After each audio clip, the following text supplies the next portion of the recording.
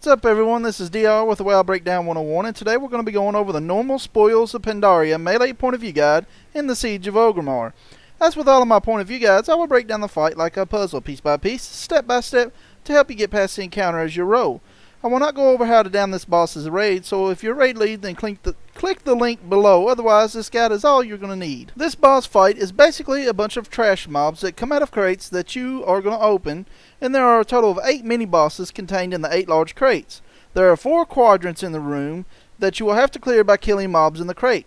Once there are enough killed in the room, you will have to pull a lever, move to the final room, and due to the way this fight works, there is no set order or strategy that is common, and your raid will no doubt do it different than any other raid, or even what your guides tell you to do.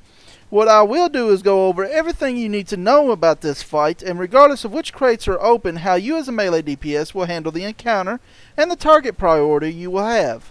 First, we will go over the first 2 crates that will always be open no matter what quadrant you are in. Those crates will be the small crates with the green markers on them called Pandarian crates. That contains 1 of 3 ads that once they are dead, you can click on an orb and collect the buff. As a melee DPS, you're going to be at the tank's mercy on this encounter, and will be the tank's shadow for the most part, as there will be a lot of movement. Now let's go over real quick how you're going to handle these ads. Ancient Brewmaster Spirits, you're just going to ensure that you do not stand in the frontal cone breath. The Wise Mistweaver Spirits, you will move away from it when they do their gusting crane kick, which will pull you towards them and deal physical damage.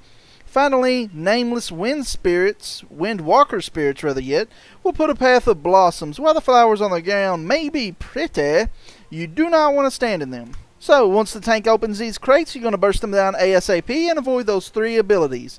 Now, there are a lot of ads and a lot of abilities in this encounter. However, most of them you're not even going to notice, so I'm only going to go over what abilities and ads you really need to worry about.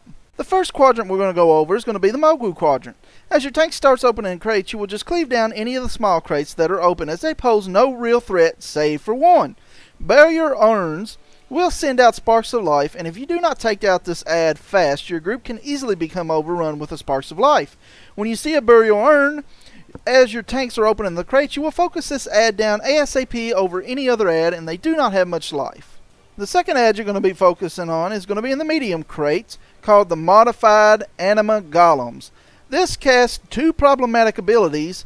The first is Crimson Reconstruction, which places a red void zone on the ground that heals any mobs that stand in it, so if you notice ads standing in it, then call out for your tanks to move and reposition. The other ability you want to take care of if no one else is going to reach it, and that is Matter Scramble, which places 2 red beams that will explode, dealing large fire damage unless there is at least 1 person standing in each one of these beams.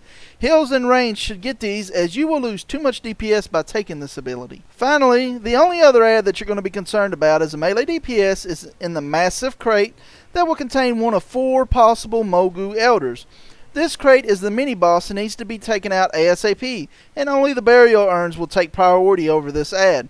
Note, when this ad is up, your tank should try and not open any of the medium crates, as you run the risk of getting an ad healed from the Crimson Reconstructions. There is nothing special with these 4 Mogu Elders, just burst them down and pop a small defensive cooldown if you notice your life dipping a little low. Now, let's go over the Mantric Quadrant. The Mantric Quadrant contains a lot of movement and can become problematic for your melee DPS if your tank is not aware of positioning and keeping their melee DPS in mind. Once again, you're just going to cleave down any of the small crates, save for 1, and that is going to be the Amber Encased Cushions that place void zones under your group's feet, dealing high fire damage. Just burst them down ASAP, as they do not move, so you can't do any splash damage or cleave damage to them. There really is no priority for the medium crates, and they can be dealt with however you feel. Just cleave them down. You will, however, watch for the windstorm from Sethic Wind Wilders. Just move from the tornadoes you see. The tornadoes go in a circular pattern that you will be able to notice and avoid easily. However, if your tank keeps too many up at once and does not move, this can cause you to not be able to be in melee range attacking the mobs. If you feel you are being overrun with tornadoes and can't get to the mobs safely, ask your tank to reposition. And finally, the last ad you're going to worry about is going to be in the Massive Crates, which contains Catholic Demolisher. You will burst everything you have to get this ad down ASAP, and only the Amber Encased Cushions take priority over this ad. You will not have to worry about any of the abilities this ad does unless there are no ranged or no heals then you will be targeted with set to blow, and I highly doubt this will ever happen. However, just watch for the bombs that your raid members place on the ground and don't stand in them unless you are popping a large defensive cooldown and clearing up some space in the room. Now, like I said, the order that you open up the crates is totally up to your raid leader, so let's go over a quick recap, as there are only 4 abilities that you as a melee DPS can die from, and that being your fault. The first is not killing the burial urns and getting overrun with sparks. The second is not killing the encased ambers and standing in the void zones they place under your feet, as these hurt a lot. The third is not dodging the tornadoes, and finally the fourth is not moving from the bombs placed on the ground from set to blow ability.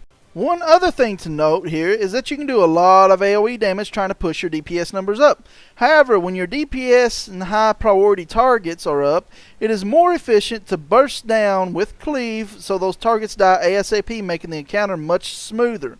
So don't go for huge AoE, go for nice targeted focused cleave DPS. And that is all I have for this guide, so if it helped you out any at all, then give me a like, share, and subscribe to keep up with future guides and content.